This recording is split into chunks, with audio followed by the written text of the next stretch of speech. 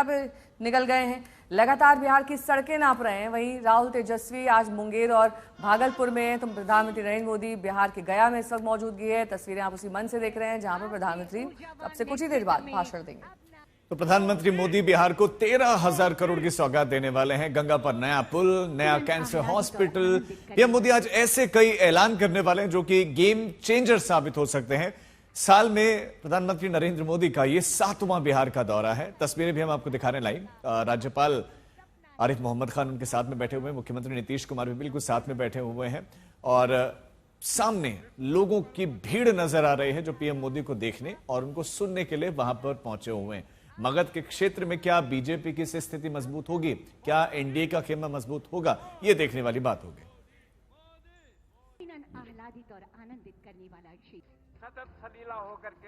लेकिन सौगातों का पिटारा लेकर प्रधानमंत्री नरेंद्र मोदी पहुंचे हुए हैं। रोहित सिंह हमारे संवाददाता हमारे साथ जुड़ गए हैं। रोहित, बहुत बड़ी बड़ी सौगात बिहार को मिली है, हमने बजट में भी देखी और उसके बाद से लगातार कुछ ना कुछ ऐलान बिहार के लिए हो रहा है।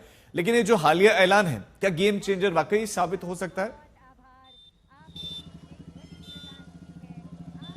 देखिए, जाहिर सी बात है, बिहार जैसे प्रदेश के लिए जहां पर विकास जो है बहुत वर्षों से कहें तो छूट चुका था पीछे, वहां पर अगर कुछ नई चीज़ें हो रही हैं, विकास से कार्य हो रहे हैं, तो जाहिर सी बात है जनता इसको हाथों हाथ ले सकती है। लेकिन यही सवाल बड़ा होता है कि जो जनता आपके साथ आती है, आपके समर्थन में आती है, चाहे यात्राओं में हो या रैलियों में हो, क्या वो वोट में तब्दील होती है या नहीं होती है, ये बड़ा सवाल है। और हम जब बात कर रहे हैं इस वक्त राजीव, तो लगातार प्रधानमंत्री तो मंच पर पहुंच ही चुके हैं। अभी भी आप देखिए तांता लगा हुआ है मगध विश्वविद्यालय के गेट से, जहां से सभी लोगों को जो है एंट्री दी जा रही है। अभी भी आप देखिए यहाँ पर सैकड़ों की संख्या में जो पुरुष महिलाएं सब है जो है वो अभी भी प्रवेश ले रहे हैं, क्योंकि सब लोग जो है यहाँ पे प्रधानमंत्री को सुनने के लिए, देखने के लिए यहाँ पहुँचे हुए हैं। और 13,000 करोड़ रुपए की विकास परियोजनाओं का जब कुछ का उद्घाटन होगा, कुछ का शिलान्यास होगा, तो जाहिर सी बात है इसका फायदा तो बिहार की जनता को ही होने वाला है। अब मसलन आप ये औंटा और सिमरिया के बीच में जो नया गंगा पुल बना है 6 लेन का, जाहिर सी बात है पटना और बेगूसराय की दूरी तकरीबन 100 किलोमीटर जो है बड़े वाहनों के लिए जो है वो कम हो जाएगी। तो कहीं ना कहीं इसका फायदा जरूर होगा। अब हाँ, ये देखने वाली जरूर है कि ये अब चुनाव में इसका फायदा होता है, नहीं होता है, कितना होता है, वो देखने वाली बात होगी। लेकिन आज बिहार के लिए बड़ा दिन इसलिए है क्योंकि एक तरफ जहां गया जी में प्रधानमंत्री नरेंद्र मोदी पहुंचे हुए हैं, तो दूसरी तरफ राहुल और तेजस्वी यादव की भी आज मुंगेर और भागलपुर में वोटर अधिकार यात्रा जो है वो लगातार चल रही है। जी, इसके अलावा रोहित, जिस तरीके से आप भी कह रहे थे कि घटक दलों की बहुत अहम भूमिका रहने वाली है, तो पिछली बार जीतन राम मांझी ने नाक बचा ली इस एरिया में, उनकी सीटें आ गई। लेकिन ऐसे में हर एक का महत्वाकांक्षी सपना भी तो होता है। जीतन राम मांझी भी एक समय में मुख्यमंत्री बनने की सोच रहे थे।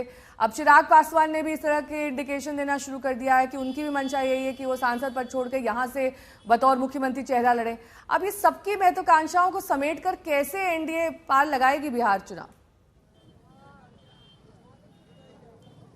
देखिए, नेहा, बड़ा अच्छा नाम आपने ले लिया चिराग पासवान का। अब अगर मैं जब कहता हूं कि 2020 में जेडीयू का खाता तक नहीं खुला था मगध के क्षेत्र में, तो इसकी एक बड़ी वजह थे चिराग पासवान। याद कीजिए 2020 में चिराग पासवान अकेले चुनाव लड़ रहे थे और सिर्फ जेडीयू के उम्मीदवारों के खिलाफ ही उन्होंने अपने प्रत्याशी उतारे थे। तो कहीं ना कहीं जब नीतीश कुमार 0 पर सिमट गए थे मगध के क्षेत्र में पिछली बार विधानसभा चुनाव में, तो उसकी बड़ी वजह चिराग पासवान थे। लेकिन अब इस बार चिराग पासवान भी एनडीए के साथ हैं। नीतीश और चिराग पासवान एक साथ एकजुट होकर चुनाव लड़ रहे हैं बीजेपी के साथ, और भी अन्य घटक दल हैं, मांझी भी है उसमें। तो ऐसे में अब जो वोटों का बिखराव हुआ था, जो डैमेज चिराग पासवान ने नीतीश कुमार को किया था उस वक्त, अब माना जा सकता है कि इस बार इकट्ठे लड़ने से वो डैमेज नहीं होगा और जेडीयू जो है इस क्षेत्र में अच्छा प्रदर्शन कर सकती है। चिराग पासवान भी जो है इस क्षेत्र में जो है अच्छा प्रदर्शन कर सकते हैं, क्योंकि अभी तमाम घटक दल जो है जिस पर बिखराव दिख रहा था 2020 में, वो बिखराव आज एनडीए में नहीं है। वो बिखराव नहीं भी है, ये दिखाने के लिए मंच पर सारे घटक दलों के नेता दिखाई भी दे रहे हैं कि हम बिल्कुल साथ साथ में और साथ लड़ रहे हैं।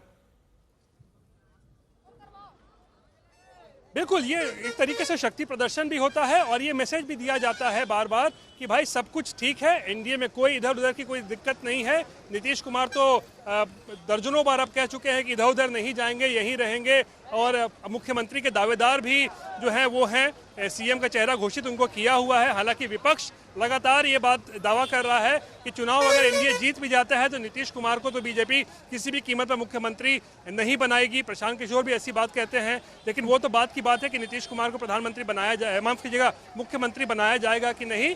लेकिन फिलहाल तो वो एनडीए का मुख्यमंत्री चेहरा है और बीजेपी ने स्पष्ट किया है कि चुनाव जीतेंगे तो नीतीश कुमार ही जो है वो मुख्यमंत्री बनेंगे। और इसीलिए आज गया जी में जब ये पूरे तमाम नेता जो हैं घटक दल साथ जुड़े हैं तो एकजुटता दिखाने के साथ साथ शक्ति प्रदर्शन की भी यहां पर दिखाने की कोशिश की जा रही है। राजीव।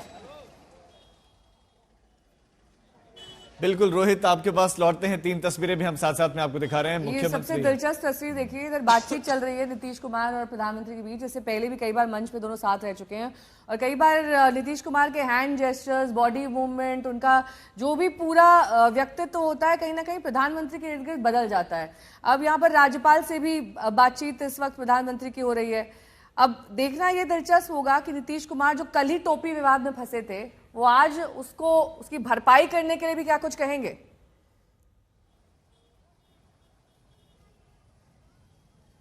जी देखिए, बिल्कुल कल नीतीश कुमार पहली बार है, मतलब 20 साल में हम भी उनको देख रहे हैं कि किसी टोपी विवाद में वो फंसे हो। नहीं तो टोपी पहनने में